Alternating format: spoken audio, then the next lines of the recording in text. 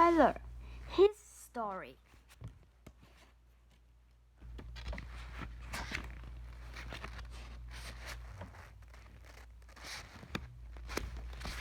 Chapter 1.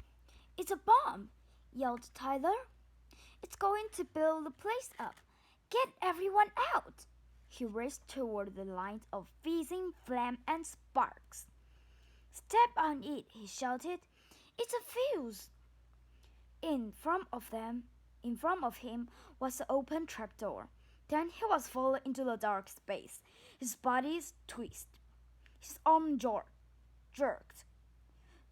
As Tyler hit the ground, he felt a moaning pain. Tyler, said Wilma gently. Wake up. Tyler was asleep in an armchair in the library with a book on his lap.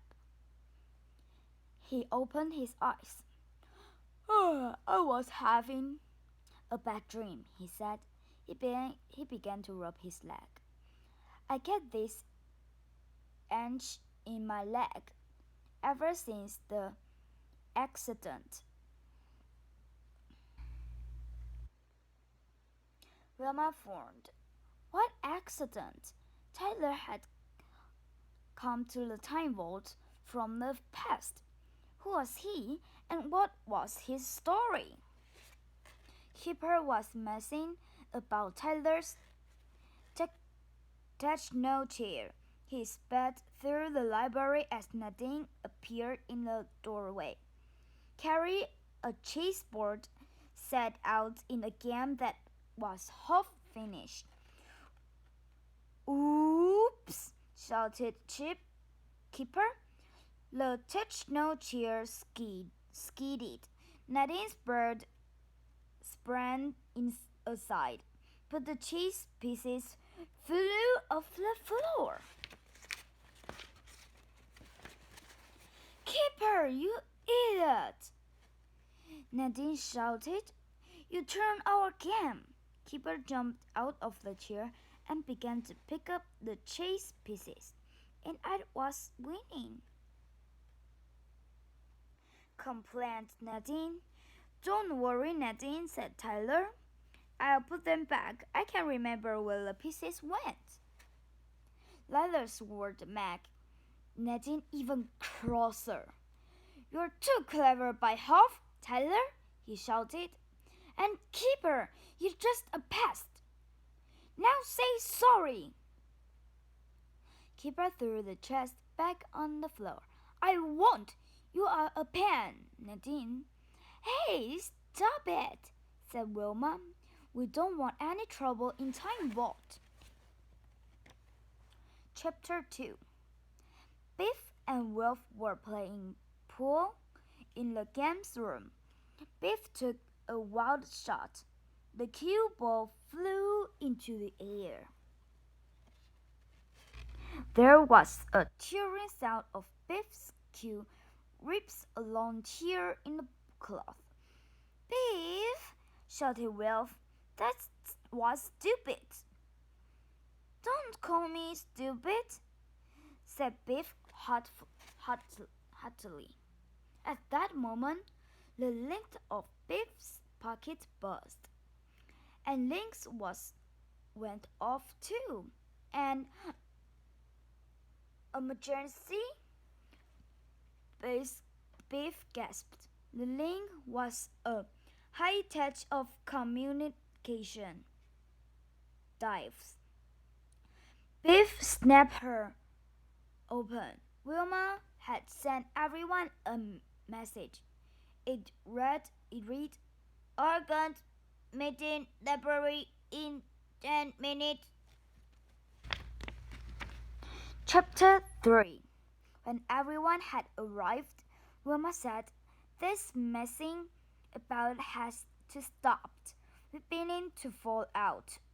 She was right. They had been having fun. Things had got out of hand. Kipper stared at the floor. Biff looked uncomfortable. We didn't agree. Come on, Wilma. He protested. But you're starting off the steam. It's pouring boring with nothing to do. Boring, shouted Tyler. You know nothing. Try living like I did once, with no proper home, no books, TVs, computers, mobile phones. Imagine no place to wash in a damp, sinking shelter with no bed to sleep in. Imagine just sitting there, cold and hungry, staring at the rainy old day. Then you don't know what boring means. They looked at Tyler in surprise. Wolf hung his head. Sorry, lied Tyler. I didn't know. My mother used to cross if I said I was bored, said Tyler. You haven't spoke about your mother or father before. Tyler sniffed. That's 'cause I am an orphan. Both my parents are dead. There was an awkward silence. Tyler went on. If I tell you my story, maybe you will see how lucky you are. This is the story, Tyler told them. Chapter 4. My mother was beautiful. She was French. My father was an officer in the British Navy. He was killed at sea in 1801. It broke my mother's heart, 'cause after that he fell ill and took to her bed.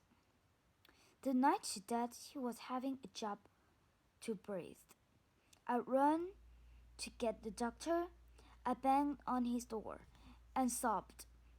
Please come. My mother's ill. She needs help. I never forget what he said to me. I'm eating my supper. If she's that French woman, I will come in the morning. And he shut the door. But he never came. By the next day, I was an orphan. I was 9 years old. After my mother died, the landlord said we owed him rent. I had no money, so he took my mother's jewelry. And then he told me to get out of the house. I had no one to turn to. I have nowhere to go. I packed a bag with some clothes and a few of my mother's things. Suddenly, I was homeless, like a strange urchin. It's not easy to find places to sleep in London. The first night, I huddled in the doorway, but a drunk woman saw me and grabbed me by the throat. I ate that bag, she hissed. Luckily, I was wearing all my clothes to keep me warm, but he stole everything else.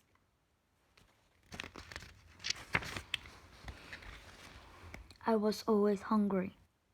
I ate what people threw out, half-eaten or gone rotten.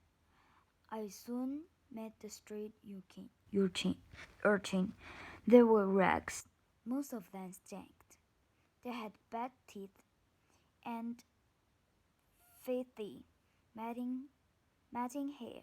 They used to stealing fish to survive.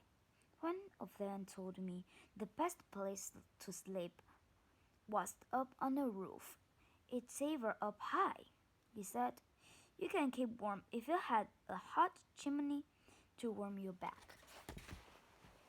Every day I used to go to the big market of Covent Garden. Stuff from all over the world came up thence by boats and was sold at the market. Skills, spice, china, colored glass, ivory, everything like money, and parrots. I tried to keep myself clean and tidy. I didn't want to look like a street urchin. They stole things and people chased them away. I did jobs round the market.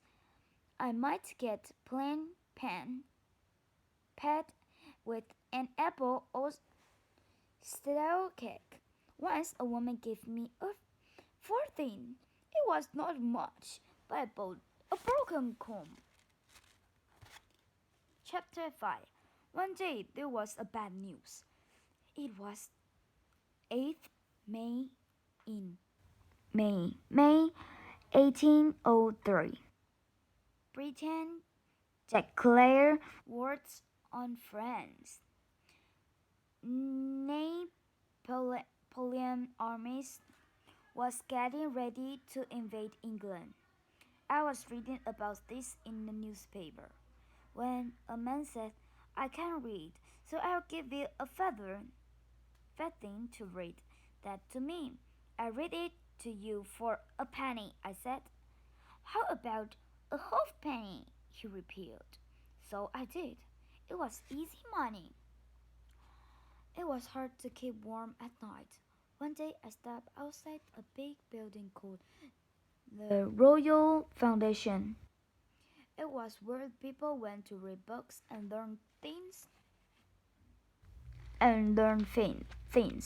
People were outside cleaning up to hear the science lecture about magnets.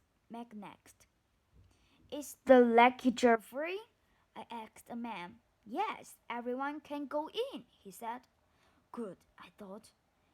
If they let me in, I'll have somewhere warm to sit for an hour. The end. See you next time. You can see the next video and you will know more about Taylor, his story. Bye bye.